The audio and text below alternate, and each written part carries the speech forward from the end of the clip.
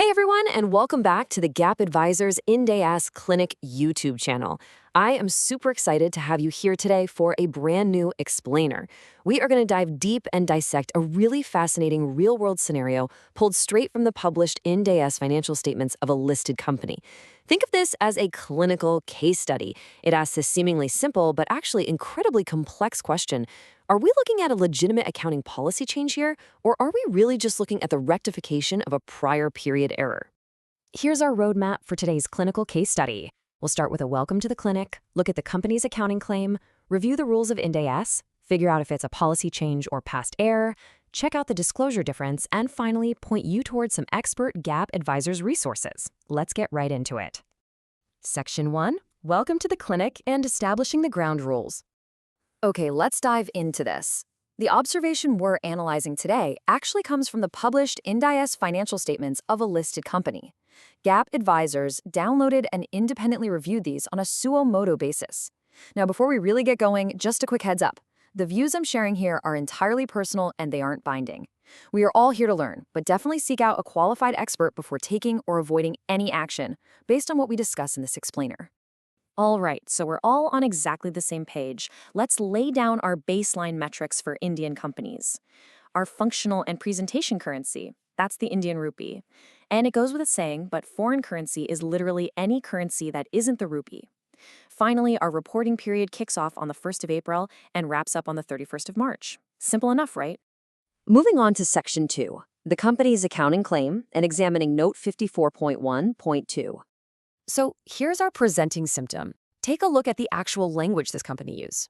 In Note 54.1.2, they explicitly claimed that, based on an opinion from the Expert Advisory Committee, the EAC, of the Institute of Chartered Accountants of India, they executed a, quote, change in accounting policy. And this was specifically regarding the accounting of excess decommissioning provision written back. They treated this whole adjustment as a brand new shift in policy, supposedly triggered by the EAC's opinion. Now, you might be wondering, was this just a minor administrative tweak? Absolutely not. The company claimed this so-called policy change triggered a massive cascade of financial effects across their books. We're talking a decrease in the carrying value of their oil and gas assets, a shift in inventory valuation, that excess decommissioning provision written back, altered finished goods inventory, and get this, even revised depletion expenditure from earlier years. They essentially reworked huge chunks of their financials all under the banner of a policy change. But was it? Let's find out in Section 3, the rules of Ind AS, the diagnosis. Here is the absolute crux of the issue. Appendix A of Ind AS 16, which covers property, plants, and equipment, already explicitly required this exact treatment.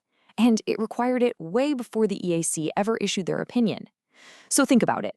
There is literally no accounting policy choice given in Appendix A of Ind AS 16 that allows you to label this treatment as a change in accounting policy. It was strictly mandatory from the start. You can't change a policy if it was never a choice to begin with. So, if it wasn't a choice, what exactly are we looking at? Well, by not following the required accounting treatment initially, the company didn't change a policy. They made a mistake. Under Ind AS 8, a prior period error is an omission or misstatement arising from a failure to use or the misuse of reliable information that was available when the statements were approved. And crucially, this definition explicitly includes mistakes made in applying accounting policies. Sounds pretty familiar, right? Which brings us to Section 4, policy change or past error, resolving the conflict. And this brilliantly illustrates the core conflict. A true change in accounting policy implies a voluntary shift to a preferable principle or adopting a newly mandated standard. But what we have here is the rectification of a prior period error. It's simply correcting a mistake that happened because they failed to use reliable, available information. The company messed up how they applied their accounting policy on decommissioning liabilities. Fixing that old mistake is rectifying an error. It's definitely not changing a policy. Let's look at Section 5, the disclosure difference and why it matters. Now, I know what you might be thinking. Okay, so they used the wrong label, big deal. Why should we even care? And fair point, the raw mathematical effect of fixing an error versus changing a policy is practically identical. The numbers are going to balance out exactly the same way. So if the final financial result doesn't change, why are we obsessing over these specific labels? Well, Here's your answer, and it is absolutely crucial. While the math matches up perfectly, Ind AS 8 demands completely different, incredibly rigorous disclosures for a prior period error compared to a policy change. By slapping the policy change label on this rectification, the company only provided the disclosures required for a policy change. Because they used the wrong label, they provided the wrong disclosures, which means it's perceived that the company actually failed to comply with the requirements of Ind AS 8. The label dictates the disclosure, and that disclosure dictates your compliance. To stop this kind of widespread confusion and non-compliance from happening again, GAAP Advisors has a very strong recommendation. The ICAI Expert Advisory Committee really should explicitly clarify in their responses whether any treatments resulting from their opinions are actually policy changes, estimate changes, or just rectifications of prior period errors. And they should do this regardless of whether the person submitting the query even asked. Getting that clarity right from the start is the best way to prevent non-compliance down the line. Finally, Section 6. Expert GAAP Advisors Resources, the prescription. I want you to consider this massive number for a second. Over 4,500. The issue repository on gapadvisors.com currently hosts over 4,500 real-world issues and detailed responses on Indian accounting standards and Indian GAAP. It's a goldmine. And the best part? Anybody can register completely for free. You can submit issues on Ind AS and Indian GAAP and get a detailed response delivered straight to your registered email inbox. This is an absolute game changer, particularly for auditors who really need pristine documentation showing exactly how they addressed a tricky Ind AS application issue. And there are so many more ways to level up your knowledge. The observation we unpacked in this explainer was actually featured in the 222nd edition of the GAAP Advisors Task Weekly newsletter, authored by CA Manish C. Iyer. He's the director of GAAP Advisors, and they've published over 230 editions so far.